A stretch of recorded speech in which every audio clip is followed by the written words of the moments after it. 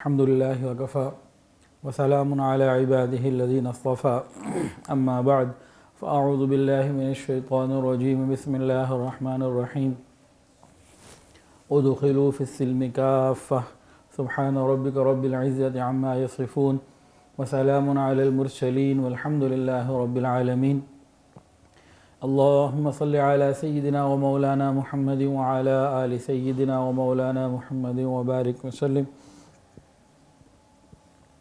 اللهم صل على سيدنا ومولانا محمد وعلى آل سيدنا ومولانا محمد وبارك وسلم اللهم صل على سيدنا ومولانا محمد وعلى آل سيدنا ومولانا محمد وبارك وسلم.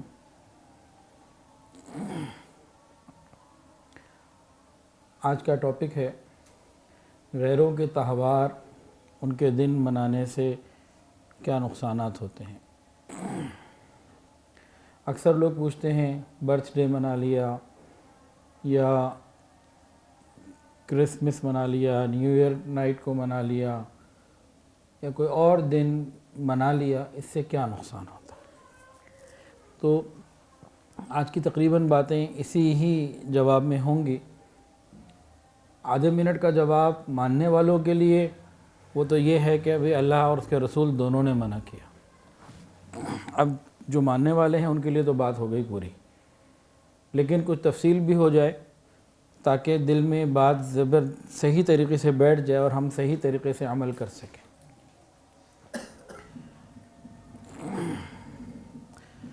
تین بنیادی باتیں ہیں.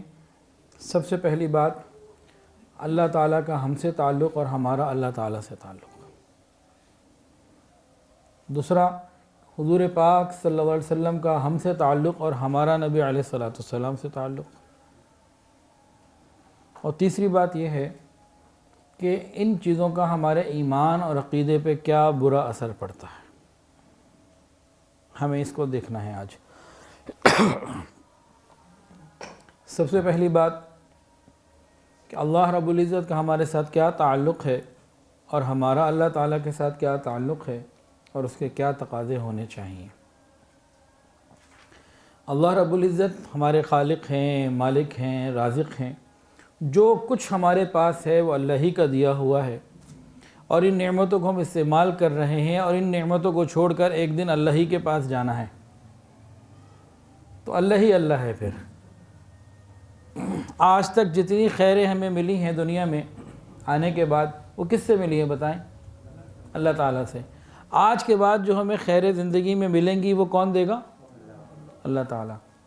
قبر میں اگر آسانی اور عافیت ملے گی تو وہ کون دے گا؟ اللہ. اور قیامت کے دن اور جنت میں خیریں کس سے ملنی ہیں؟ اللہ تعالیٰ سے. آج تک جو خیریں ملی، آج کے بعد جو خیریں ملنی ہیں سب اللہ تعالیٰ سے ہی ملنی ہیں. اتنا گہرا اور مضبوط تعلق ہے. ہمارا ہر آنے والا سانس اللہ کی رحمت کا محتاج ہے. یہ محبت کا تعلق ہے. اللہ پاک قرآن مجید میں فرماتے ہیں واللہ ولی المؤمنین، اور اللہ دوست ہیں ایمان والوں کے. دوستی کا تعلق، محبت کا تعلق. یہ اللہ کا تعلق جو ہم سے ہے یہ وہ بیان فرمایا اللہ نے. ہمارا اللہ سے کیا تعلق ہونا چاہیے ایمان والوں کا؟ اللہ تعالیٰ قرآن مجید میں فرماتے ہیں، سورہ بقرہ ہے، والذین آمنوا اشد حبا للہ. ایمان والے اللہ تعالیٰ سے شدید محبت کرتے ہیں، ٹوٹ کر محبت کرتے ہیں.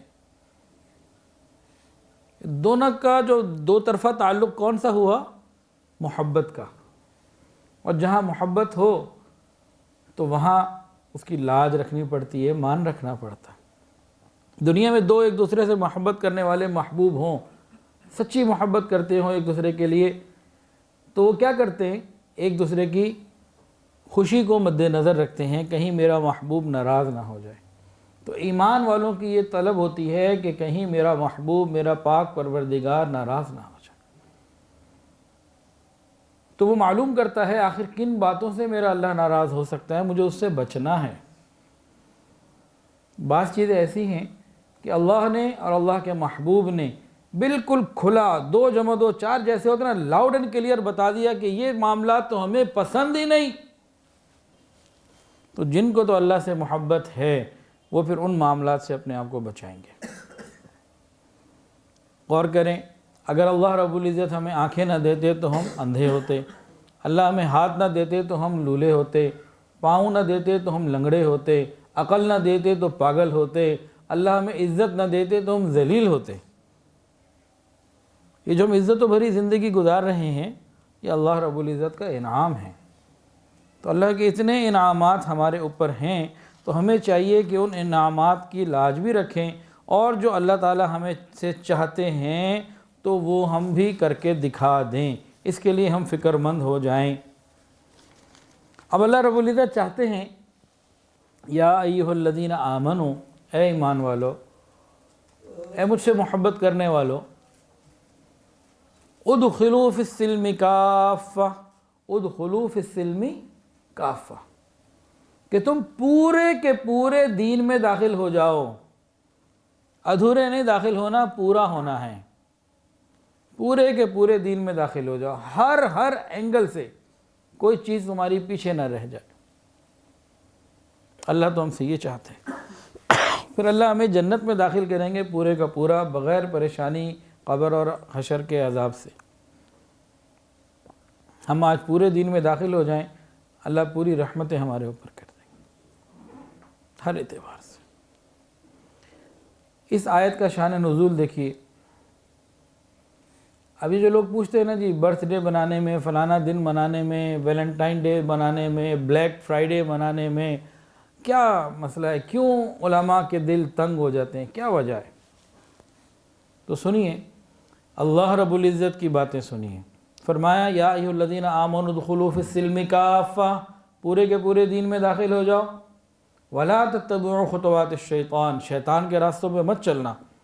کھلا کیا مسئلہ کیا تھا؟ یہ آیت کیوں نازل ہوئی؟ اس کے بارے میں شان نزول میں لکھا ہے، کتابوں میں معارف القرآن کے اندر بھی یہ بات لکھی ہے کہ بعض صحابہ مسلمان ہو گئے۔ پہلے وہ یہودی تھے، تورات کو پڑھتے تھے، تورات کو جانتے تھے، عمل کرتے تھے۔ اچھا، تورات پر عمل کرنے کا ایک مطلب یہ ہے کہ تورات میں لکھا ہوا ہے جب آخری نبی آئیں گے تو یہ کینسل ہو جائے گی، انہیں کی بات کو ماننا ہوگا۔ تورات کو ماننے والے، اس انجیل کو ماننے والے اگر واقعی ماننے والے ہوتے تو دونوں کتابوں میں یہ بات موجود ہے، آخری نبی پہ ایمان لانا ہوگا۔ اچھا خیر، یہ مسلمان ہو گئے، حضرت عبداللہ بن سلام رضی اللہ تعالی عنہ اور مختلف۔ ایک تو ان کو یہ سوچ آئی کہ یہودیت کے اندر ہفتے کے دن کی عظمت ہے، یوم السبت، اور مسلمانوں میں جمعے کی ہے۔ تو انہوں نے یہ سوچا کہ بھئی ہم جمعے کی تو عظمت کریں گے ہی کریں گے، اب واقعی یہ جمعے کا دن ہمارے لیے زیادہ بہتر ہے، لیکن اسلام نے ہمیں روکا نہیں، یہ نہیں کہا کہ اب ہفتے کے دن کی برائی کرو، بس وہ ایک نارمل دن ہے۔ تو ہم ایسا کرتے ہیں، کچھ اس کی عظمت بھی اپنے دل میں رکھ لیتے ہیں مسلمان، یہ بات مانتے ہیں کہ تورات تھی، اب کینسل ہو گئی، اب قرآن ہے قیامت تک کے لیے۔ دوسرا ان کے اندر یہ تھا اونٹ، کیمل۔ اونٹ اسلام میں حلال ہے اور یہودیت میں منع تھا، حرام تھا، اللہ کی مرضی۔ ان لوگوں نے یہ سوچا کہ دیکھیں ہم اسلام لا چکے، ہم اونٹ کو حلال ہی سمجھتے ہیں، ہمارے عقیدے میں، سوچ میں، فکر میں کوئی کمی نہیں، کوئی تنگی نہیں، لیکن یہ بھی نہیں کہا کہ اونٹ کو برا بھلا کہنا ہے۔ تو ہم ایسا کرتے ہیں کہ اونٹ جو کہ تورات میں منع ہے تو ہم آج کے بعد اونٹ نہیں کھائیں گے، یہ سمجھتے ہوئے کہ اونٹ حلال ہے اور اپنے عقیدے کو ٹھیک رکھتے ہوئے، لیکن ہم اس طرح کیا کریں گے؟ ہم اس طرح اور زیادہ اللہ تعالیٰ کی عبادت کریں گے کہ پرانی کتاب پر بھی عمل ہو گیا، نئی پر بھی عمل ہو گیا، اور پرانی کتاب کی اس چیز پر عمل ہوا جس میں نئی میں منع نہیں ہے۔ کوئی آدمی اونٹ نہیں کھاتا تو کوئی پکڑ تو نہیں ہے نا، تو ان کا ہم اس پر بھی عمل کر لیں، اس پر بھی عمل کر لیں، پورا عمل اس پہ، کچھ اس کی بھی لاج رہ جائے تھوڑی بہت، ذرا اس کا بھی کچھ خیال کر لیں۔ اب آپ بتائیں یہ کوئی غلط سوچتی؟ جی بالکل غلط سوچتی ہے۔ جیسے ہی یہ آیا، حکم آ گیا یا ایھا الذین آمنوا ادخلوا فی السلم کافہ، اے ایمان والو پورے کے پورے دین میں داخل ہو جاؤ، یہ کیا کہتے ہیں کہ اونٹ کی تعظیم ہو یا اتوار ہفتے کے دن کی تعظیم ہو؟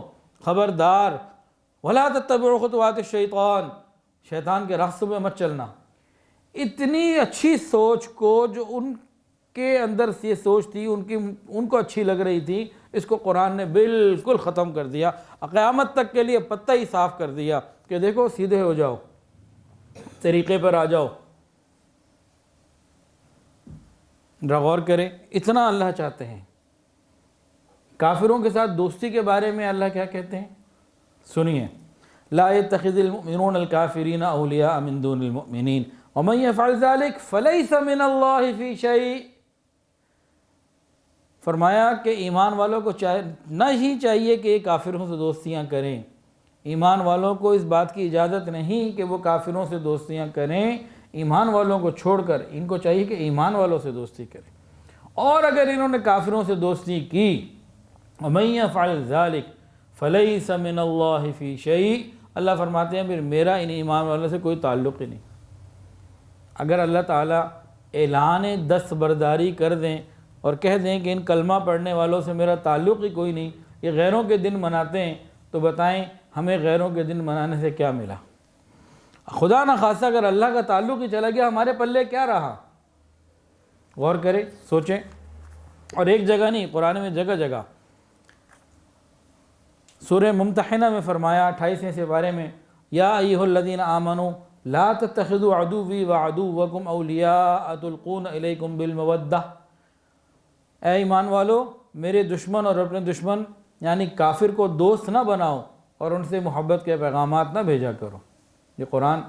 اور سنیے، وَمَن يَفْعَلْ مِنْكُمْ فَقَدْ ضَلَّ سَوَاءَ السَّبِيلِ، اور جس نے یہ کیا یہ گمراہی میں پڑ گیا۔ اور سنیے، یا ایھا الذین آمنوا، اے ایمان والو، لا تتخذوا اليہود والنصارى اولیاء بعضهم اولیاء بعض ومن يتولهم منکم فإنه منہم۔ کتنی ڈانٹ پلائی جا رہی ہے، بتایا جا رہا ہے اے ایمان والو یہود و نصارہ کو دوست مت بناؤ، وہ آپس میں ایک دوسرے کے دوست ہیں، مسلمانوں سے وہ کوئی ہمدردی نہیں رکھتے، کوئی ہمدردی کا تعلق ان کا مسلمانوں سے نہیں، تو جو ان سے دوستی کرے گا وہ انہی میں سے ہوگا۔ وَمَن يَتَوَلَّهُم مِّنكُمْ فَإِنَّهُ مِنْهُمْ، جو ان سے دوستی کرے گا انہی میں سے ہوگا۔ سورہ مجادلہ میں قرآن میں فرمایا، لا تجد قوما یؤمنون باللہ والیوم الآخر یوادون من حاد اللہ ورسولہ ولو کانوا آباءہم او ابناءہم او اخوانہم او عشیرتہم۔ فرمایا کہ جو لوگ اللہ اس کے رسول پر ایمان رکھتے ہیں وہ پھر اللہ کے دشمنوں سے دوستیاں نہیں رکھتے، چاہے وہ ان کے سگے رشتہ دار ہی کیوں نہ ہو۔ یہ مفہوم مرض کرو۔ تو یہاں باتیں واضح ہو گئیں کہ کسی بھی طریقے سے غیر مسلموں سے دوستی رکھنے کی اجازت نہیں، لیکن اس کی تفصیل بھی ہے۔ غیر مسلموں سے 4 طرح کا تعلق جو ہے نا وہ ممکن ہوتا ہے۔ کون سا منع ہے اور کون سا نہیں؟ معارف القرآن حضرت مفتی محمد شفیع رحمۃ اللہ علیہ وہ فرماتے ہیں کہ ایک تو تعلق ہے قلبی، دل کا، یعنی موالات کا۔ فرمایا کہ اس کی تو کسی صورت کوئی گنجائش نہیں۔ قلبی تعلق جو دل کا تعلق ہے وہ ایمان والوں کا ایمان والوں سے ہی ہونا چاہیے، کسی غیر سے نہیں۔ دوسرا تعلق ہے مواسات کا، جس کے معنی ہمدردی، خیر خواہی اور کسی کو نفع پہنچانا۔ تو فرمایا کہ یہ بھی جائز ہے، کافروں کو نفع پہنچایا جا سکتا ہے اگر وہ حربی نہیں، وہ لڑنے کے لیے نہیں آ رہے، وہ مارنے کے لیے نہیں آ رہے، پرامن رہ رہے ہیں، تو ٹھیک ہے، ان کا خیال کرنا یہ جائز ہے، بلکہ اس کو ثواب اور عبادت کہا گیا۔ تیسرا درجہ ہے مدارات کا، جس کے معنی ہیں ظاہری خوش خلقی اور دوستانہ برتاؤ۔ تو یہ بھی تمام مسلم اور غیر مسلم سب کے ساتھ جائز ہے، اس میں کوئی مسئلہ نہیں، تمام غیر مسلم قوموں کے ساتھ جائز ہے۔ چوتھا معاملہ ہے معاملات کا، تجارت اور لین دین کا، یہ بھی جائز ہے۔ تو معلوم کیا ہوا کہ کافروں کے ساتھ تعلقات میں جو قلبی تعلق ہے محبت کا یہ منع ہے، اس کے علاوہ ممانعت نہیں۔ وہ اگر حربی کافر نہیں ہے، آپ سے لڑنے کے لیے نہیں آیا ہوا، تو آپ اس کے ساتھ کوئی ضرورت مند ہے، اس کی مدد کرنی ہے، احسان کرنا ہے، کر سکتے۔ لیکن اگر وہ مسلمانوں کو مارنے کے لیے تولا ہوا ہے، اب آپ کہیں نہیں میں نے اسی کا خیال کرنا ہے، تو یہ بات کچھ اور ہے۔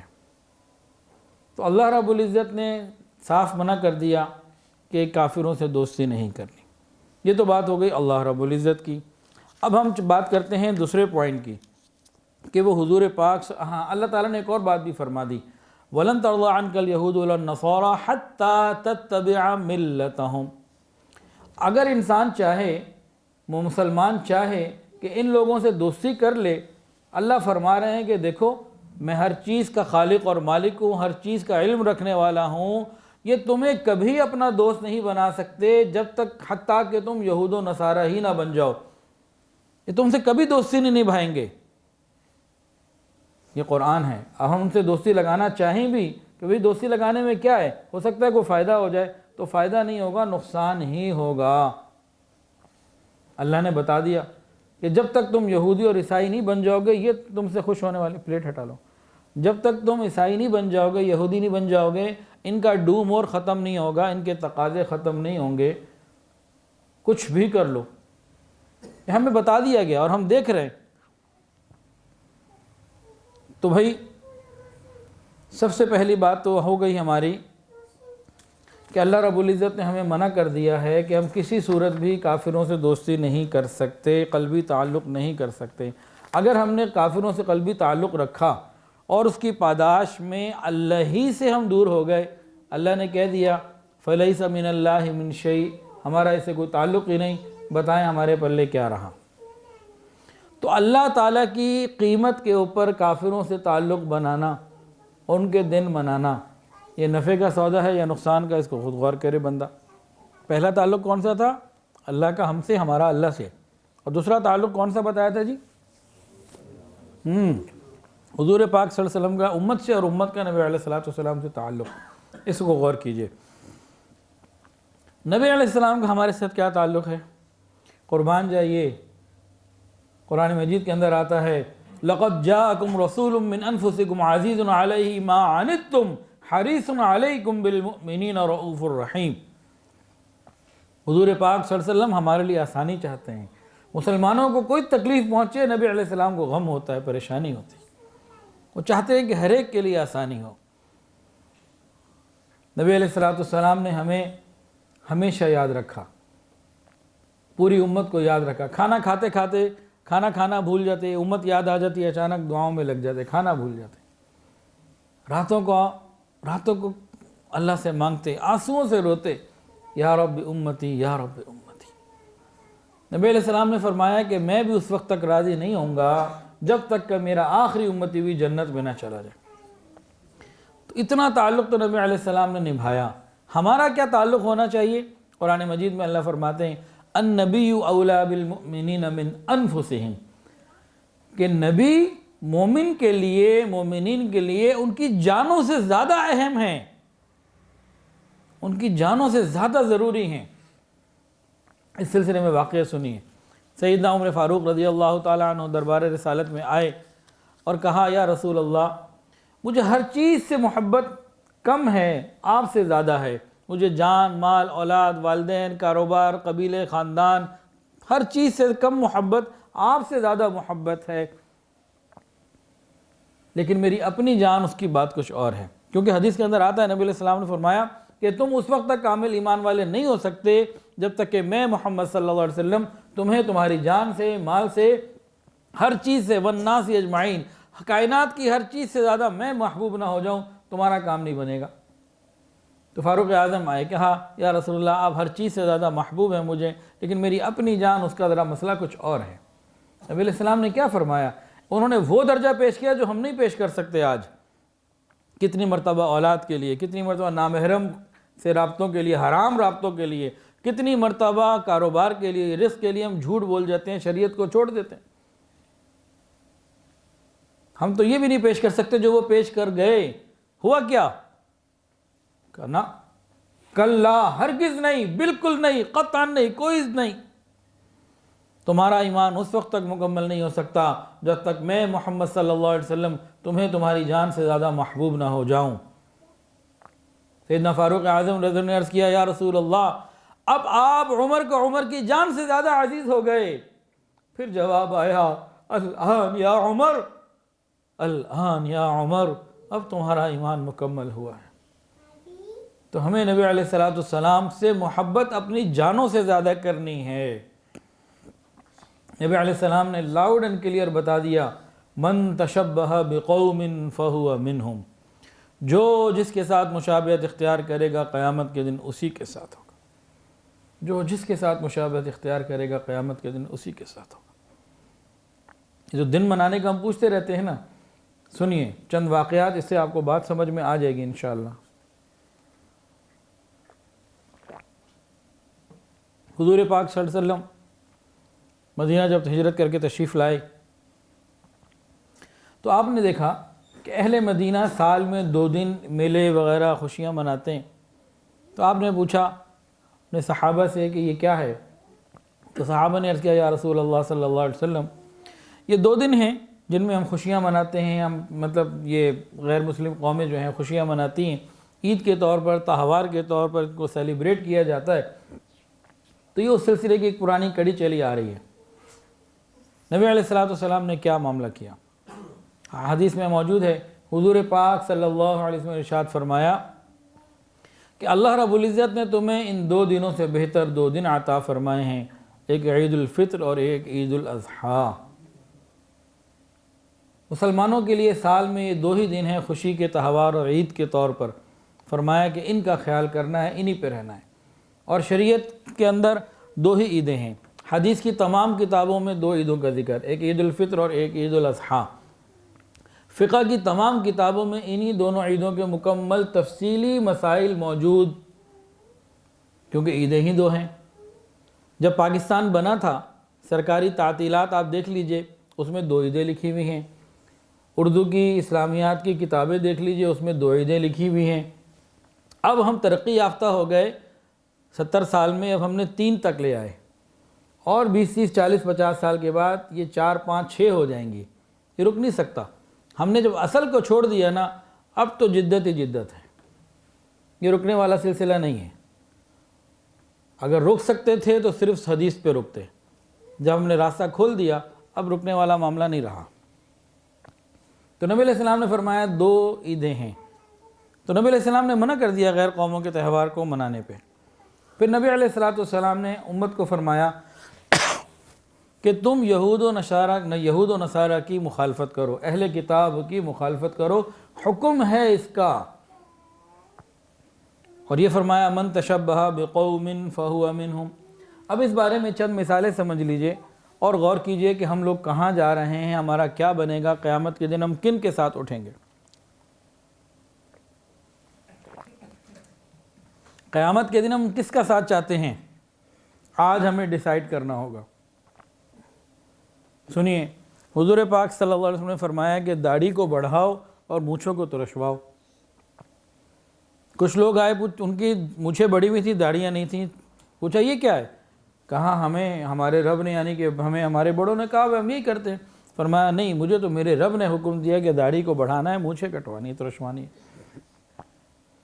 اور خاص طور سے یہاں بتایا کہ یہود و نصارہ کی مخالفت کرنے کا حکم ہے۔ یہ وضع قطع کے اندر آتی ہے داڑھی۔ اس کائنات میں سب سے حسین چہرہ حضرت محمد مصطفیٰ صلی اللہ علیہ وسلم کا ہے، اور اس چہرے کے اوپر سجی ہوئی داڑھی تھی۔ اور غور کیجئے، لباس کے بارے میں بہت سارے لوگ جو ہے نا بہت نرم ہو گئے ہیں اور بہت کام خراب ہو گیا ہے۔ اور آج ہماری جوان بچیوں کا لباس اور چھوٹی بچیوں کا لباس یورپین ہوتا چلا جا رہا ہے۔ کالج یونیورسٹیز کے لباس میں پینٹ اور یہ چیزیں آ گئی ہیں، اور 20 30 سال بعد اسکرٹ بھی آئے گی اور سب ختم ہو جائے گا، جو تھوڑا بہت رہ گیا یہ بھی ختم ہونا ہے اور کم ہونا ہے، کیونکہ ہم نے ٹریک وہ لیا ہوا ہے۔ سنت کے راستے کو جب چھوڑ دیا، پردے کو چھوڑ دیا، تو ابھی آگے ہی بڑھنا ہے، بے حیائی میں کم نہیں ہونا۔ ہماری اب عورتوں کے لباس کیا ہو چکے ہیں، اور بھی مزید تباہی آنی ہے۔ آج اگر کہیں کوئی صحیح برقعے والی عورت مل جائے تو دل میں خیال پیدا ہوتا ہے کہ چلو الحمدللہ کچھ تو ہیں، لیکن 30 40 سال کے بعد جو آج لباس پہن کے عام عورتیں پھر رہی ہیں، یہ والی عورتیں 30 سال بعد اسی لباس میں ہوں گی کہ چلو ان کا بھی بڑا اچھا لباس ہے بھائی، کیونکہ اس وقت اور زیادہ تباہی آ چکی ہوگی، کیونکہ ہم تو تباہی کے راستے پر ہیں۔ ہم لباس کو اہمیت ہی نہیں دیتے۔ لباس کا بڑا تعلق ہے کتنے لوگ کہتے ہیں جی حدیث میں لباس کا کہاں ہے جی؟ تو پہلی تو یہی بات، من تشبہ بقوم فہو منہم، جو جس سے مشابہت اختیار کرے۔ کیا ہمارے لباس، ہماری بچیوں کے نام تو عائشہ، خدیجہ اور زینب ہیں، کیا ان کے لباس بھی بی بی فاطمہ، بی بی خدیجہ والے ہیں؟ نام تو وہ رکھ لیے، لباس کن کے ہیں؟ الحمدللہ میری جو کتابیں ہیں گلدستہ سنت، 7 جلدیں آ چکی ہیں، اس کی دوسری جلد میں لباس کے اوپر بہت تفصیلات موجود ہیں۔ اللہ کرے کہ آپ وہ لیں اور پڑھیں اور اللہ عمل کی بھی توفیق عطا فرمائے۔ تو لباس کے بارے میں ذرا سن لیجئے۔ حضور پاک صلی اللہ علیہ وسلم نے صحابہ کرام کو یعنی امت کو فرمایا کہ دیکھو جب تم پگڑی باندھا کرو تو پگڑی کے نیچے ٹوپی پہن لیا کرو۔ یہ میں نے پگڑی پہنی ہوئی ہے نا، اس کے نیچے یہ ٹوپی ہے، یہ نظر آ رہی ہے آپ کو؟ یہ ٹوپی ہے۔ فرمایا توجہ کیجئے گا، فرمایا کہ تم پگڑی جب پہنو تو نیچے ٹوپی پہن لیا کرو۔ ارے بھائی ایک آدمی نے پگڑی پہننی ہے تو ٹوپی کے بغیر اگر پگڑی باندھ لے گا تو کیا وہ پگڑی نہیں کہلائے گی؟ کیوں منع کیا؟ سنیے، فرمایا کہ یہود جو مشرکین ہیں یہ پگڑی تو باندھتے ہیں، ٹوپی نہیں پہنتے۔ کتنی باریک بات کو سمجھایا جا رہا ہے۔ کہتے ہیں جی لباس کے بارے میں کہاں حکم ہے جی؟ کیا یہ لباس کا حصہ نہیں ہے؟ حضور پاک صلی اللہ علیہ وسلم نے ہمیشہ پہنی ہے، یہ لباس کا حصہ ہے۔ اتنی باریک بات کو جا کے سمجھا رہے ہیں۔ اگر کوئی آدمی ویسی پگڑی مان لے، کیا کمی تھی، پگڑی تو پگڑی ہے۔ فرمایا نہیں، ان کی مخالفت کرو۔ ابھی بھی اگر ہمیں سمجھ میں نہ آئے تو کیا کہہ سکتے ہیں؟ ہم ان لوگوں کا لباس پہنتے ہیں جنہوں نے نبی علیہ السلام کو تکلیفیں پہنچائی۔ دشمن رسول کا لباس ہم پہنتے ہیں تو ہم وہ لباس پہن کر اپنے نبی کو کتنی تکلیف پہنچاتے ہوں گے، کبھی اس کا تصور بھی کر لیجئے گا۔ اور حضرت جی پیر حافظ ذوالفقار احمد نقشبندی دامت برکاتہ العالیہ فرماتے ہیں کہ پہلے دل ایک ہوتے ہیں، پھر لباس ایک ہوتے ہیں۔ حضرت جی فرماتے ہیں پہلے دل ایک ہوتے ہیں، پھر لباس ایک ہوتے ہیں۔ ہم جو لباس پہنتے ہیں اس کا بڑا دل سے تعلق ہے۔ اگر ہمارے دل اللہ والوں سے جڑ جائیں ہم ان کے لباس پر آ جائیں گے، اگر ان کے لباس پر نہیں آئے تو اس کا مطلب ہے دل ابھی ایک پورے طریقے سے نہیں ہوئے، ابھی راستے کے راہی ہیں۔ تو پہلے دل ایک ہوتے ہیں۔ ہمارے لباس کن سے؟ اب تو شادیوں میں ہم لباس شادی بیاہ میں جو ہم لباس پہنتے ہیں باقاعدہ میڈیا میں دیکھ کر کے کس فاحشہ عورت نے کون سا لباس کہاں پہنا وہ بنواتے ہیں۔ کیا کریں؟ تو حدیث کو سن لیجئے، اللہ ہماری حفاظت فرمائے۔ من تشبہ بقوم فہو منہم۔ اچھا اور غور کیجئے، مخالفت کا جو حکم ہے، فرمایا رسول اللہ صلی اللہ علیہ وسلم نے روزہ رکھنے کے بارے میں کہ تم جب روزہ رکھو تو سحری کیا کرو، کہ مشرکین سحری نہیں کرتے، مخالفت کرو۔ افطاری کے بارے میں فرمایا ہے کہ جب افطاری کرو تو جلدی کر لیا کرو، مشرکین دیر سے کرتے ہیں، تم جلدی کر لیا کرو، مخالفت کرو۔ اتنی چھوٹی چھوٹی باتوں میں مخالفت کا باقاعدہ حکم آ رہا ہے۔ اور غور کیجئے، حج کے موقع کے اوپر حضور پاک صلی اللہ علیہ وسلم کے 2 اعمال ایسے تھے، آپ کے ساتھ 1.25 لاکھ صحابہ ہیں، کہ جس میں آپ نے کھلا حکم دیا کہ مشرکین کی مخالفت کرو۔ ان میں سے ایک یہ تھا کہ مشرکین مکہ جو ہیں یہ میدان عرفات نہیں جاتے تھے، میدان عرفات نہیں جاتے تھے، حج کے لیے جاتے تھے۔ بیٹا اندر جا کے لے لیں، ابھی ہمیں بات کر رہا ہوں۔ ابھی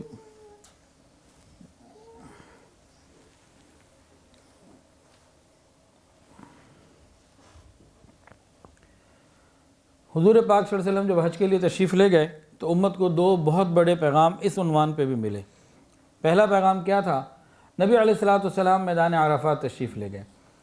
مشرکین مکہ اپنے آپ کو سپیریئر سمجھتے تھے اور عرفات کے میدان میں نہیں جاتے تھے، حج کے لیے جاتے تھے، عرفات نہیں جاتے تھے۔ میدان عرفات حدود حرم سے باہر ہے۔ وہ کہتے تھے ہم حج پہ جا رہے ہیں تو ہم حدود حرم میں رہیں، حدود حرم سے باہر کیوں جائیں؟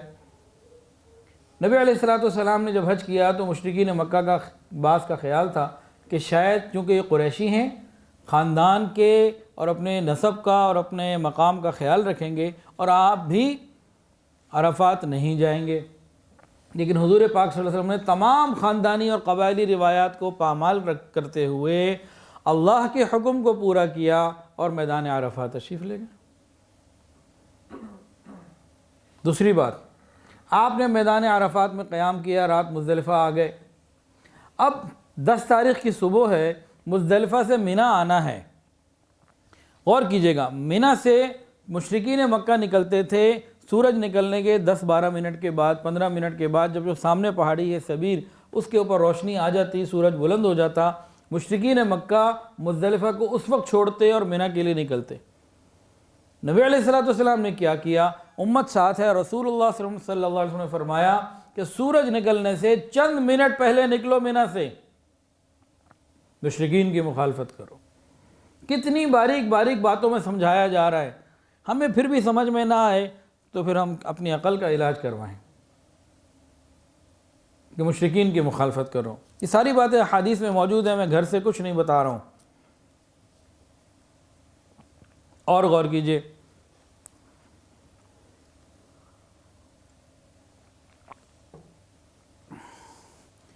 حضور پاک صلی اللہ علیہ وسلم کا ایک عمل ہے، آپ 10 محرم کا روزہ رکھتے تھے۔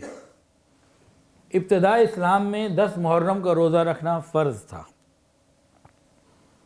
جب ہجرت ہو گئی، مدینہ طیبہ آ گئے تو رمضان کے پورے مہینے کے روزے فرض ہو گئے، تو 10 محرم کے روزے کی فرضیت ختم ہو گئی، تاہم اس کی ایک فضیلت باقی رہی۔ نبی علیہ السلام مکہ میں تھے، آپ نے ہمیشہ روزہ رکھا 10 محرم کا۔ مدینہ آئے، آپ روزہ رکھتے رہے، رمضان کے روزے فرض ہو گئے، آپ رمضان کے روزے فرض رکھتے اور 10 محرم کا روزہ نفلی پھر بھی رکھتے۔ زندگی گزرتی گئی اسی عمل کو جاری رکھتے ہوئے۔ اللہ اکبر کبیرہ، کاش یہ درد دل آپ کے دل میں آج اتر جائے۔ اس بات کو بھی نہ سمجھانا تو سمجھ لیں کہ دلوں پہ ابھی بہت محنت کرنے کی ضرورت ہے۔ نبی علیہ السلام برسوں ایک عمل کرتے رہے، برسوں زندگی گزر گئی،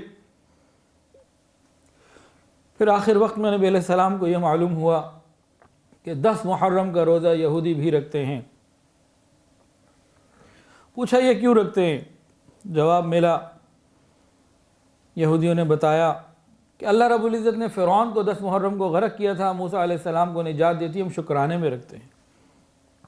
رسول اللہ صلی اللہ علیہ وسلم نے یہ بات کو جب معلوم ہوا تو 2 باتیں فرمائیں۔ ایک تو یہ فرمایا کہ ہم زیادہ اس بات کے مستحق ہیں کہ ہم شکرانے کا یہ روزہ رکھیں۔ تم تو دین چھوڑ چکے ہو، تم تو تورات پر کہاں عمل کرتے ہو؟ تورات میں تو لکھا ہے میرے اوپر ایمان لے آؤ، تم نے کہاں عمل کیا اپنے دین پہ؟ ہم زیادہ مستحق ہیں کہ اللہ کا حکم کو ہم صحیح طریقے سے پورا کر پائیں گے۔ اور دوسرا، امت کو کیا سبق دیا؟ فرمایا کہ اگلے سال جو زندہ رہے گا، جو روزہ رکھے، وہ اکیلا 10 کا نہ رکھے، 9 کو یا 11 کو ساتھ ملائے، مشرکین کی مخالفت کرنے، یہود و نصارہ کی مشرکین کی مخالفت کرنے کا حکم۔ اب جتنے یہاں لوگ بیٹھے ہیں، آپ میں سے کسی نہ کسی نے یا سب نے 10 محرم کا روزہ رکھا ہوگا کبھی نہ کبھی۔ کیا کبھی صرف 10 کا رکھا؟ ایسا ہوا کہ 9 کو نہ جوڑا ہو یا 11 کو نہ جوڑا ہو؟ بتائیں۔ ہاں جی، ہمیشہ 2 رکھے نا، 1 تو نہیں رکھا، اصل تو صرف 1 تھا، 9 کیوں رکھا؟ آئندہ کبھی زندگی میں رہے اور محرم کا مہینہ آئے اور آپ 9 یا 11 کا ساتھ جوڑے ہوں، سارا دن سوچیں آج کا یہ روزہ مجھے کیوں رکھوایا گیا؟ وجہ کیا تھی؟ وجہ تھی مشرکین کی مخالفت کرو۔ رسول اللہ صلی اللہ علیہ وسلم زندگی بھر روزہ رکھتے آ رہے ہیں 10 محرم کا، مکہ میں رکھا، پھر مدینہ میں رکھا، لیکن جس دن معلوم ہو گیا کہ یہودی بھی یہ رکھتے ہیں تو آپ نے اس کو فرمایا کہ نہیں، مخالفت کرو، 9 یا 11 کا جوڑو۔ اگر یہ بات بھی سمجھ میں نہیں آ رہی نا تو پھر سیدھے لفظوں میں ڈوب مرنے کا مقام ہے ہمارے لیے۔ کیا رہ گیا ہمارے پاس؟ برا نہ مانیے کہ کوئی بات بری لگے، مجھے معاف کر دیجیے گا، آپ کو اتنی واضح بات سمجھائی ہے۔ پھر حدیث، من تشبہ بقوم فہو منہم، جو جس سے مشابہت اختیار کرے گا قیامت کے دن اسی کے ساتھ ہوگا۔ تو قیامت کے دن کس کے ساتھ اٹھنا چاہتے ہیں؟ حضور کے ساتھ اٹھنا چاہتے ہیں، تو پھر مشابہت کس کی کرنی ہے؟ انشاءاللہ۔ اب اس مرحلے پر یہاں پر آپ کو ایک دلیل دینا چاہتا ہوں، ہم میں سے ہر پاکستانی اس دلیل کو مانے گا، سمجھے گا، اور انشاءاللہ پاکستان قیامت کی صبح تک رہے گا، اور قیامت کی صبح تک اس دلیل کو کوئی توڑ نہیں سکے گا انشاءاللہ تعالی، کوئی محب وطن اس کو نہیں توڑ سکے گا۔ سنیے، 14 اگست کا دن ہم مناتے ہیں، خوشی کا مناتے ہیں، یہ بچے بھی جھنڈے لگاتے ہیں، جھنڈیاں لگاتے ہیں، خوشی کا اظہار ہوتا ہے۔ تو ہم 14 کا دن مناتے ہیں خوشی کے لیے، 15 کا تو نہیں مناتے نا، کہ 15 کا بھی مناتے ہیں؟ نہیں مناتے نا۔ اب میں آپ لوگوں سے ایک سوال کرتا ہوں، ایک آدمی بجائے 14 کے 15 کو خوشیاں منائے، 15 کو جھنڈے لہرائے، 15 کو ترانے اور جو ہے نا 15 کو جو ہے وہ آزادی کی خوشیاں منائے، تو ہم اسے کیا کہیں گے جی؟ غدار کہیں گے۔ کیا کہیں گے جی؟ غدار۔ اور کیا کہیں گے؟ پاگل۔ اور کیا کہیں گے؟ ایجنٹ کہیں گے جی انڈیا کا۔ اور کیا کہیں گے؟ مطلب غداری کہا نا، گھوم پھر کے سب، ہم اس کو کبھی اپنا نہیں مانیں گے۔ کیوں بھئی؟ آپ کے دل اتنے چھوٹے کیوں ہو گئے؟ اس نے دن ہی تو بنایا نا دوسروں کا، اور کیا کیا اس نے؟ وہ کہے میں پاکستانی، میرا باپ پاکستانی، میرا آئی ڈی کارڈ ناظرہ کا بنا ہوا، قسمیں لے لو مجھ سے، میں ملک کا وفادار ہوں۔ اس کی اس بات کو ہم میں سے جو مانے گا ہاتھ کھڑا کر دیجئے۔ جو دن تو 15 کا خوشی کا منائے اور کہے کیا ہو گیا، میں نے دوسرے کا دن تو منایا، کیا ہو گیا؟ کیوں دل چھوٹا کرتے ہیں؟ کیوں اپنے آپ کو تنگ دل کرتے ہیں؟ بندے کے اندر وسعت نظری ہونی چاہیے، براڈ مائنڈڈ ہونا چاہیے۔ کیوں اتنے تنگ نظر چھوٹے دل والے ہو گئے آپ پاکستانی لوگ؟ بھائی بولو، میں بھی پاکستانی ہوں لیکن سمجھانے کے لیے انداز اختیار کر رہا ہوں۔ کیوں بھائی؟ ہماری قومی غیرت گوارا نہیں کرتی کہ پاکستانی ہو کر کوئی 14 کے بجائے 15 کو خوشی کا دن منائے، کوئی دوسروں کا دن منائے، ہم اسے پاکستانی ماننے کے لیے تیار نہیں ہیں۔ ارے یہی تو حضور نے کہا ہے جو دوسروں کے دن منائے وہ ہمارا نہیں ہے۔ یہاں سمجھ نہیں آتی کیا فرق ہے دونوں باتوں میں؟ اگر ہماری قومی غیرت نہیں گوارا کرتی تو ہماری ایمانی غیرت، ہماری ملی غیرت، ہمارا اللہ اور اس کے رسول سے تعلق، کیا اس کی کوئی قیمت نہیں ہے؟ بات واضح ہو چکی ہے۔ اس مثال کو میرا گمان یہ ہے کہ کوئی پاکستانی محب وطن اس کو توڑ نہیں سکتا، ایسی مضبوط بات ہے۔ اب ان باتوں کو جوڑ لیجئے۔ بحیثیت پاکستانی ہم جب 15 کو خوشی نہیں مناتے تو بحیثیت مسلمان، بحیثیت اللہ کے بندے، بحیثیت امتی ہم غیروں کے دن نہیں منانا چاہتے۔ مجھے امید ہے کہ بات بہت واضح ہو گئی ہوگی اس مثال کے ساتھ، ابھی بھی نہیں ہوئی، اب اور کیا لے کر آیا جائے۔ قرآن مجید میں اللہ فرماتے ہیں کہ اے ایمان والو اللہ کا کہنا مانو اور رسول کی اتباع کرو اور ان سے روگردانی مت کرو۔ فرمایا وما ارسلنا من رسول الا لیطاع، اور ہم نے رسول کو بھیجا ہی اس لیے کہ ان کی اطاعت کی جائے۔ اچھا، ہم سب کے دل میں حضور پاک صلی اللہ علیہ وسلم کی محبت ہے، کیسے پتہ چلے؟ کیا پیمانہ ہے؟ محبت ایک چھپی ہوئی چیز ہے، نظر نہیں آتی۔ عمل، یہ نظر کیسے آئے گی؟ عمل سے نظر آئے گی۔ تو عمل میں تو ہمارا طریقہ ہو، غیروں کا تو بنے گا کیا ہمارا؟ اس کو سمجھنے کی ضرورت ہے۔ اللہ ہمیں سمجھ عطا فرمائے۔ فرمایا جو سنت کی اتباع نہیں کرے گا، سنیے، فرمایا تم سب جنت میں جاؤ گے سوائے اس کے جس نے میرا انکار کیا۔ صحابہ نے پوچھا انکار کس نے کیا؟ فرمایا جس نے میری اطاعت کی وہ جنت میں داخل ہوگا، اور جس نے میری نافرمانی کی اس نے میرا انکار کیا۔ نبی علیہ السلام نے ارشاد فرمایا جس نے میری سنت سے اعراض کیا یعنی چھوڑ دیا وہ ہم میں سے نہیں۔ جس نے میری سنت سے اعراض کیا، سنت کو چھوڑ دیا، وہ ہم میں سے نہیں۔ اب دیکھیں، اب ہم کہاں جائیں، کیسے اللہ کے نبی کو منائیں گے؟ اس کے لیے ہمیں کچھ تو کرنا پڑے گا۔ اچھا جی، کچھ بات تھوڑی سی مشابہت پر اور واضح ہو جائے۔ بعض لوگ کہتے ہیں جی اندر ٹھیک ہونا چاہیے، ظاہر سے کیا ہوتا ہے؟ نظر کا پردہ ہونا چاہیے، دل کا پردہ ہونا چاہیے، یہ ہونا چاہیے، اس طرح کے بڑے باتیں کرتے ہیں۔ تو اب اس بات کا عنوان یہ ہے کہ ظاہر اور باطن کا فرق ہے۔ بہت سے لوگ کہتے ہیں جی ظاہر میں کیا رکھا ہے، باطن ٹھیک ہونا چاہیے. تو جناب ظاہر اور باطن دونوں کا آپس میں بڑا مضبوط ساتھ ہے، بڑا پکا ساتھ ہے. کئی مثالیں سمجھ لیجئے. مثال کے طور پر آپ نے نماز جمعہ کے لیے سفید بہترین سوٹ پہنا، خوشبو لگائی، اور آپ نہا کے کپڑے بدل کے باہر نکل رہے ہیں نماز پہ جانے کے لیے. چھوٹا بچہ واش روم سے آیا اور اس کے ہاتھ میں پوٹی لگی ہوئی تھی، وہ آیا اور آپ سے، آپ کا بیٹا تھا، آپ سے لپٹ گیا اور تھوڑی سی پوٹی آپ کے لباس پہ لگ گئی. اب یہ ظاہر پہ لگی ہے کہ باطن پہ لگی ہے نجاست؟ ظاہر پہ لگی ہے نا. اب اس کا اثر آئے گا کہ نہیں آئے گا؟ تو ظاہر کا اثر باطن پر آتا ہے، ماننا پڑے گا. اور غور کیجئے، میں بھی بیان کر رہا ہوں نا، اگلی بدھ کو آپ آئیں، میرے سر پہ نہ پگڑی ہو، نہ میں نے قمیص پہنی ہوئی ہو، نہ شلوار ہو، صرف ایک میں کچھا پہن لوں جس میں ناف بھی چھپ جائے اور یہ گھٹنے تک پورا چھپ جائے، اور میں بیان کرنے بیٹھوں تو کون بیٹھے گا 1 گھنٹہ بیان سننے کے لیے؟ کیا کہیں گے؟ کہیں گے لگتا ہے دماغ خراب ہو گیا. میں کہوں جناب میں وہی پچھلے ہفتے والا بیان کروں گا، بالکل وہی باتیں ہوں گی، وہی کتابیں سامنے ہوں گی، وہی معارف القرآن، وہی شمائل کبریٰ، وہی گلدستہ سنت، کتابیں وہی سامنے ہوں گی، میں وہی سارا بیان کروں گا. مجھے یاد ہے، مجھے سب معلوم ہے میں نے کیا کرنا ہے. کون سنے گا جی؟ میں کہوں گا ظاہر ہی تو بدلا ہے، اندر تو وہی ہے، جو بولوں گا وہ بھی وہی ہے. کون سنے گا؟ کیوں؟ سب کہیں گے لگتا ہے دماغ خراب ہو گیا، پاگل ہو گیا، اندر بدل گیا. تو جناب ظاہر کا فرق ہوتا ہے، مان لیجئے. حدیث سے بھی سن لیجئے. نبی علیہ السلام نے ارشاد فرمایا جب صفیں بنایا کرو تو سیدھی رکھا کرو، ٹیڑھا مت کیا کرو. فرمایا کہ اگر صفیں ٹیڑھی ہو جائیں گی تو تمہارے دل ٹیڑھے ہو جائیں گے. اب صف ظاہری چیز ہے کہ باطنی؟ ظاہری چیز ہے، دل اندر ہے. تو ظاہر کا فرق دل پر آ رہا ہے. اور بھی بہت ساری مثالیں ہیں.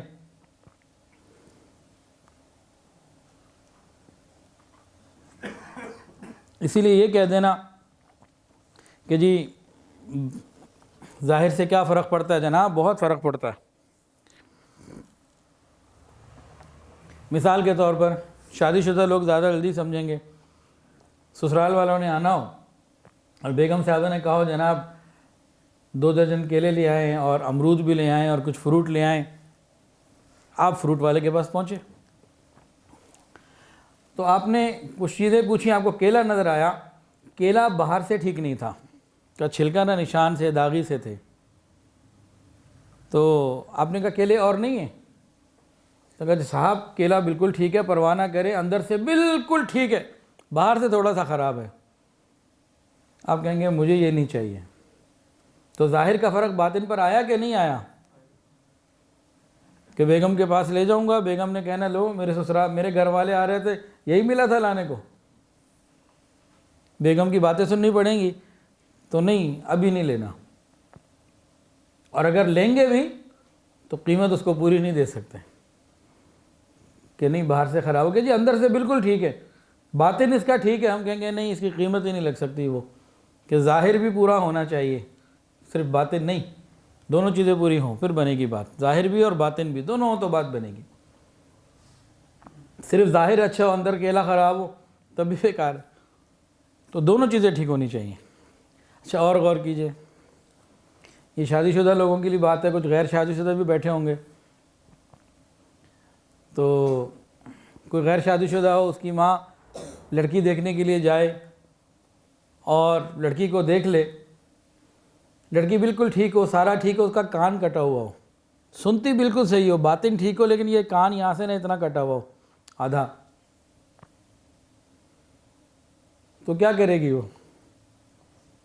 وہ آ کے جا کے کہے اپنے بیٹے کو کہ بیٹا لڑکی بہت اچھی ہے، سمجھدار ہے، خاندان بھی اچھا ہے، اور سنتی بالکل ٹھیک ہے، سماج میں کوئی مسئلہ نہیں ہے، باطن ٹھیک ہے لیکن کان کٹا ہوا، کیا کرنا ہے؟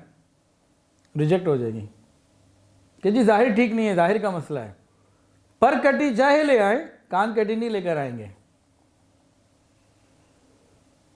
تو ظاہر کا فرق باطن کے اوپر آتا ہے. اس بات کو ہمیں مان لینے کی ضرورت ہے. اور بھی بہت ساری مثالیں ہیں، تاہم ایک مثال اور بھی سن لیجئے. ایک کیس چل رہا تھا عدالت میں، اس کی 2-3 مہینے پروسیڈنگ ہوتی رہی، لوگ آتے رہے. پھر جج نے آخری دن ڈیسائیڈ کیا جی فلانے دن میں نے اس کیس کا فیصلہ سنانا ہے، اور لوگ چلے گئے. اب اس دن سارے لوگ آ گئے، دونوں پارٹیاں آ گئیں کہ جی آج تو فیصلہ آنا ہے. اب جج صاحب نہیں آئے، ٹائم گزر گیا، 20-25 منٹ اوپر ہو گئے. پھر اتنے میں دیکھا اچانک جج صاحب آئے ہوئے ہیں اور وہ لہنگا پہنا ہوا ہے اپنی بیوی کا لال رنگ کا، اور وہ لہنگا پہن کے آ کے سیدھا اپنی ٹیبل پہ بیٹھ گئے، اپنے کرسی پہ بیٹھ گئے. Order order order. اب لوگ جج صاحب کو دیکھ رہے ہیں، ان کو کیا ہوا؟ وہ کہنے لگے کہ میں فیصلہ سنانا چاہتا ہوں، سب متوجہ ہو جائیں.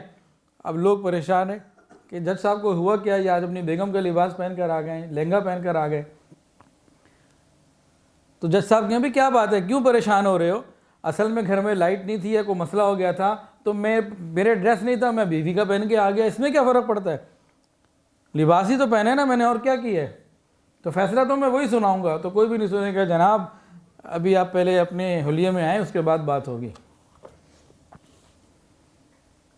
کہ لگتا ہے آپ کا دماغ خراب ہو گیا، وہ اب لہنگا پہن کر آ گئے. تو ظاہر کا فرق باطن پر ہوتا ہے.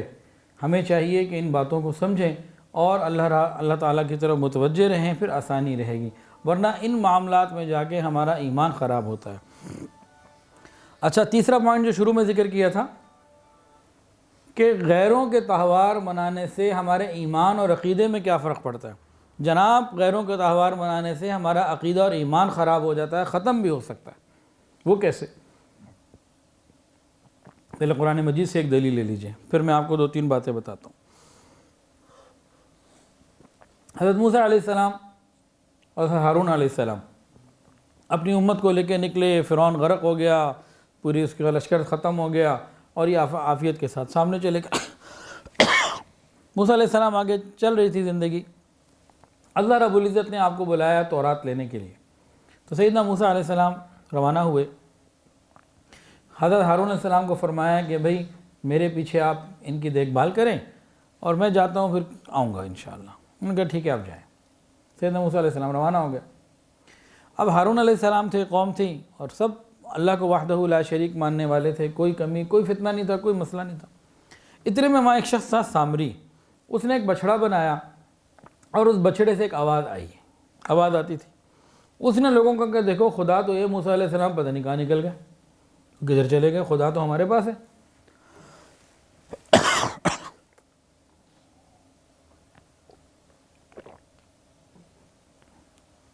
اب جیسے ہی فتنہ آیا، یہ نیا دن منانے والا فتنہ، کہ جی اب تو اس کو فتنہ آ گیا. اب کیا ہوا، فوری طور پر قوم کے 3 حصے ہو گئے. پہلے صرف ایک تھی، اب قوم 3 میں بڑھ گئی. کیا؟ ایک نے تو کہا کہ نہیں، یہ بالکل نہیں، یہ غلط ہے، ہم نہیں مانتے. وہ بچ گئی. ان کی تعداد تھوڑی تھی، 12,000 کے قریب. دوسری جو قوم کا حصہ بنا، اس نے کیا کہا؟ اس نے کہا جی یہی ہے خدا. موسیٰ علیہ السلام غلط کہتے ہیں، بھول گئے، جھٹک گئے، پتہ نہیں ان کو کیا ہو گیا، یہی ہے، نظر آ رہا ہے آنکھوں سے، ہم بن دیکھا کیا مانے، واقعی یہی ہے. تیسرے نے کیا کہا کہ جب موسیٰ علیہ السلام آئیں گے ہم پوچھ لیں گے، وہ کہیں گے یہی خدا ہے تو بسم اللہ، اور کہیں گے نہیں تو پھر ٹھیک ہے، جو ہم جس کو پہلے مان رہے ہیں اسی کو مانیں گے. تو 3 فرقے فوری طور پر ہو گئے. ایک فتنہ آیا، قوم بڑھ گئی. آج بھی یہی ہوتا ہے، کوئی نئی چیز آ جاتی ہے، کوئی نیا معاملہ آ جاتا ہے تو فوری طور پر کئی گروہ بن جاتے ہیں. کچھ تو کہتے ہیں یہ منانا ہی نہیں، ہم نے یہ تو ہے ہی نہیں، منع ہے، بچے رہتے ہیں. کچھ کہتے ہیں نہیں یہی سب سے بہتر ہے، اسی پر آنا، اس کے بغیر اس کو جائز اور حلال کرنے کے لیے ایڑی چوٹی کا زور لگا دیتے ہیں. اور کچھ ہوتے ہیں کہ اچھا ہم علماء سے پوچھ لیں گے، علماء جو بتائیں گے ویسا کر لیں گے. تو آج کل بھی یہی معاملہ ہے. کوئی نہیں، اب آپ ابھی ہے آج 11 دسمبر 2019، آپ 19 سال پیچھے چلے جائیں، سن 2000 میں یا اور 1990 میں چلے جائیں، تو سوائے کرسمس کے یا 1-2 اور چیزوں کے کیا تھا ہمارے معاشرے میں؟ کچھ بھی نہیں تھا. یہ سب ان 15-20 سالوں میں، 25 سالوں میں آیا ہے، اور آیا اور آتا ہی چلا گیا اور بڑھتا ہی چلا جا رہا ہے. جب ہمارے بچپن میں چیزیں نہیں تھیں. اب یہ چیزیں آ گئی ہیں اور یہ اور بڑھتی چلی جا رہی ہیں، تو اس سے ہمارے عقیدے میں فرق پڑ رہا ہے، ہمارے عمل میں فرق پڑ رہا ہے، ہماری سوچ میں فرق پڑ رہا ہے، اور علماء سے ہمیں دور کیا جا رہا ہے۔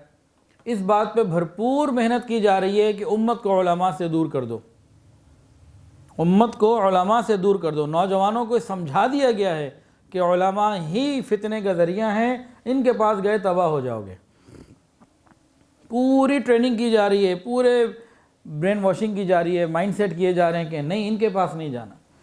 جب امت کو علماء سے کاٹ دیا، جنہوں نے صحیح بات بتانی تھی اللہ اور اس کے رسول کی، قرآن و حدیث کی، ان سے کر دیا دور، تو اب کیا ہوگا آگے نسلوں میں؟ پھر ان کے ایمان اور عقیدے خراب ہوں گے کہ نہیں؟ پھر ان کے جتنے بھی دن ہیں نا، ہر دن کے پیچھے کوئی نہ کوئی کانسیپٹ بھی ہے، خالی دن نہیں ہے۔ نیو ایئر نائٹ کیا ہے؟ ہمارے بہت سے لوگ اس کو عیاشی کے طور پر مناتے ہیں، لیکن پیچھے کانسیپٹ ہے ان کا۔ وہ کیا؟ جو کانسیپٹ ہمارا عید الاضحیٰ کے بارے میں ہے، وہ ان کا نیو ایئر نائٹ کے بارے میں ہے۔ ہمارا کانسیپٹ کیا ہے عید الاضحیٰ کے بارے میں؟ کہ حضور پاک صلی اللہ علیہ وسلم نے بتایا کہ اسماعیل علیہ السلام کو اللہ نے ذبیح اللہ کا مقام دیا، اور ابراہیم علیہ السلام نے ان کو ذبح کیا، اللہ نے جنت سے ونڈا بھیج دیا، وہ بچ گئے، تو اس یاد میں بنایا جاتا ہے۔ وہ لوگ کیا کہتے ہیں یہود و نصارہ؟ وہ کہتے ہیں کہ حضرت اسماعیل نہیں، حضرت اسحاق علیہ السلام ذبیح اللہ تھے، وہ ان کی یاد میں نیو ایئر نائٹ مناتے ہیں، یعنی پیچھے کوئی عقیدہ ہے۔ کرسمس کیا ہے؟ اس کے پیچھے بھی عقیدہ ہے۔ آپ دیکھیے انسائکلوپیڈیا برٹانیکا، اس میں دیکھ لیجئے، اس میں لکھا ہوا ہے ولادت مسیح کا دن۔ کرسمس کے پیچھے ان کا پورا ایک عقیدہ ہے، کہتے ہیں اس دن حضرت عیسیٰ علیہ السلام پیدا ہوئے تھے۔ تو ان کے جتنے اور دن، ویلنٹائن ڈے، اس کے پیچھے بھی ایک کانسیپٹ ہے، بسنت، اس کے پیچھے بھی ایک کانسیپٹ ہے۔ ہر ایک کے پیچھے کوئی نہ کوئی کانسیپٹ موجود ہے۔ جب امت کے نوجوان علماء سے دور ہوں گے اور دوسروں کے اب دیوالی ہمارے لاہور میں کھل کے منائی جاتی ہے، چند مہینے پہلے گزری ہوگی، تو میں ایک دن جا رہا تھا، تو لڑکے کالج کے اور رنگ لگے ہوئے، میں تو بڑا حیران ہوں، مجھے سمجھ ہی نہیں آئی ہوا کیا ہے۔ اور دو چار نہیں، درجنوں نہیں، سینکڑوں پورے لاہور کی سڑکوں میں نظر آ رہے تھے اس دن۔ پتہ نہیں کیا ہو گیا، اللہ رحم معاف فرمائے۔ تو کئی دن کے بعد پتہ چلا کہ جی یہ دیوالی منائے جا رہی تھی، مسلمان لڑکے۔ تو جب علماء سے دور کر دیا جائے گا، ان کے تہوار، ان کی چیزیں اندر اتار دی جائیں گی، ایمان بعد میں کیسے رہے گا؟ نوجوانوں کا ایمان خراب ہونے کے لیے دو تین چیزیں ہوتی ہیں۔ پہلی چیز یہ ہے کہ ان کو بے حیائی، موسیقی اور نشے کی چیزوں میں ڈال دیا جائے، حرام تعلقات میں ڈال دیا جائے۔ ابتدا یہاں سے ہوتی ہے، اس کے بعد پھر علماء سے دور کرنے کی فکر ہوتی ہے، پھر رزق کے معاملات ہوتے ہیں، تو یہ آہستہ آہستہ بالکل اللہ اور اس کے رسول کو بھول جاتے ہیں۔ تو بھئی ہم تو اللہ اور اس کے رسول کے ماننے والے ہیں، چاہنے والے ہیں، ہم چاہتے ہیں کہ قیامت کے دن ہمارا حشر نبی علیہ السلام کے قدموں میں ہو۔ وہ کب ہوگا؟ جب ہم نبی علیہ السلام سے سچی محبت کریں گے، نبی علیہ السلام کے دین کو اپنی زندگی کا حصہ بنائیں گے، اور غیروں کے طریقوں کو اپنی زندگیوں سے نکالیں گے۔ نبی علیہ السلام کے طریقوں پر عمل بھی کرنا ہے، اور غیروں کے طریقوں کو اپنی زندگی سے نکالنا بھی ہے، دونوں کام کرنے، پھر بات بنے گی۔ اللہ تعالیٰ سے دعا ہے اللہ تعالیٰ اپنی رحمت کا معاملہ فرمائے اور ہمیں حضور پاک صلی اللہ علیہ وسلم کی سچی محبت عطا فرمائے۔ دو تین باتیں اور یاد آ گئیں، آخر میں جلدی کر دوں۔ حضرت عمر فاروق رضی اللہ تعالیٰ نے لاؤڈ اینڈ کلیئر منع کیا کہ تم نے غیروں کے دن نہیں منانے۔ فرمایا کہ ان کی عبادت گاہوں میں نہیں جانا، جب وہ عبادت کر رہے ہوں، وہ اپنی چیزوں میں لگے ہوئے ہوں، اللہ کا عذاب نازل ہونے کی توقع ہے، تم کہیں تباہ نہ ہو جاؤ۔ اور سنیے دوسری بات جو اس سے زیادہ واضح ہے، حضرت عبداللہ بن عمر رضی اللہ تعالی عنہما، انہوں نے فرمایا کہ جو کوئی مسلمان اگر عیسائیوں کے نوروز کو منائے گا، new year, happy new year کہہ لیں نا اس کو، نوروز نیا دن، نیو ایئر نائٹ چلے سمجھ لیں، فرمایا کہ جو مسلمان عیسائیوں کے نوروز کو، ان کے نئے دن کو منائے گا، سیلیبریٹ کرے گا، اور یہی زندگی کا اس کا طرز رہا اور مر گیا، تو قیامت کے دن انہی میں سے اٹھے گا۔ اور امام احمد بن حنبل رحمہ اللہ سے پوچھا گیا اگر کوئی شخص جس کی بیوی عیسائی ہو اور وہ چرچ جانے کی اجازت مانگے تو کیا کرے؟ تو انہوں نے فرمایا کہ منع کرنا چاہیے۔ اسی طرح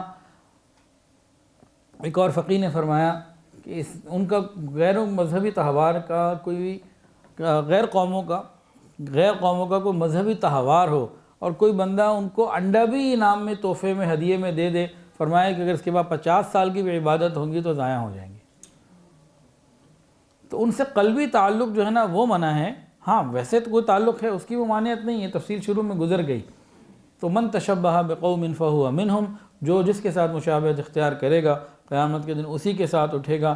اللہ تعالیٰ سے دعا ہے اللہ تعالیٰ ہمیں قیامت کے دن حضور پاک صلی اللہ علیہ وسلم کے ساتھ اٹھنا نصیب فرمائے۔ وآخر دعوانا ان الحمدللہ رب العالمین۔ ویڈیو کے نیچے سبسکرائب کے بٹن پہ کلک کریں، بیل کے آئیکن پہ کلک کیجئے تاکہ ہر نئی ویڈیو کی نوٹیفیکیشن آپ کو مل جائے۔